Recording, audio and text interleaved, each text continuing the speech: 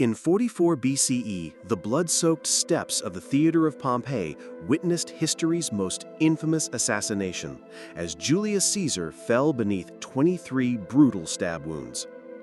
Among the chaos that followed, an 18-year-old student named Gaius Octavius received word in Apollonia that would forever change the course of human civilization. The young man discovered he was Caesar's adopted heir and primary beneficiary, inheriting not only vast wealth but also the dangerous loyalty of Rome's legions. Returning to Rome with calculated determination, Octavius claimed his inheritance and took the name Gaius Julius Caesar Octavianus, honoring his adopted father's legacy. The Roman Senate, led by the eloquent orator Cicero, initially welcomed the teenager, believing they could manipulate him as a political pawn against Mark Antony. However, Octavian proved far more cunning than anyone anticipated, quickly demonstrating political acumen that belied his youth and inexperience in Roman politics. In a masterful stroke of pragmatism, he formed the Second Triumvirate with Mark Antony and Marcus Lepidus, dividing the Roman world between them.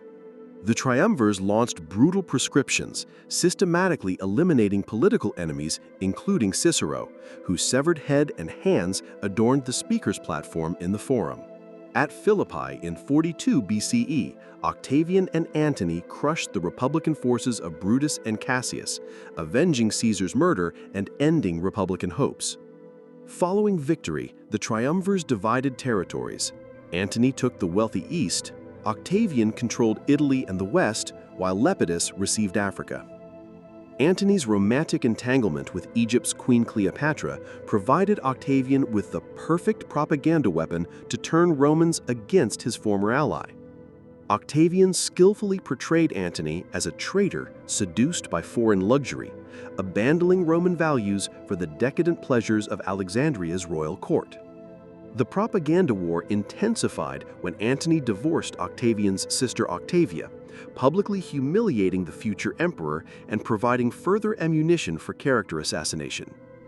At the decisive Battle of Actium in 31 BCE, Octavian's fleet, commanded by Marcus Agrippa, shattered Antony and Cleopatra's combined naval forces. The defeated lovers fled to Egypt, where both would soon commit suicide rather than face the humiliation of being paraded through Rome as prisoners. With his last major rival eliminated, Octavian returned to Rome as the undisputed master of the Mediterranean world, controlling vast territories and legions. In 27 BCE, in a carefully orchestrated political theater, Octavian appeared before the Senate to restore the Roman Republic to its traditional institutions.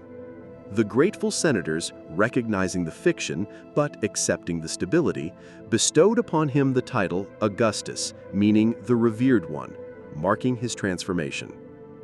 Augustus skillfully maintained republican facades while wielding unprecedented power, becoming princeps, or first citizen, rather than declaring himself king or dictator. He established the Praetorian Guard as his personal protection, reformed the military with professional legions, and created an efficient imperial bureaucracy throughout the empire.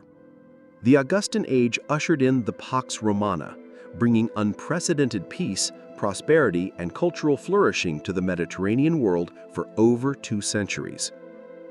Augustus commissioned magnificent architectural projects, including his Forum, Theater of Marcellus, and the mausoleum where his ashes would eventually rest in eternal splendor. When he died in 14 CE after ruling for 45 years, Augustus left behind a transformed world and a political system that would endure for centuries. From the teenage heir of a murdered dictator to Rome's first emperor, Augustus Caesar had achieved what few leaders in history ever accomplish: immortality through transformation.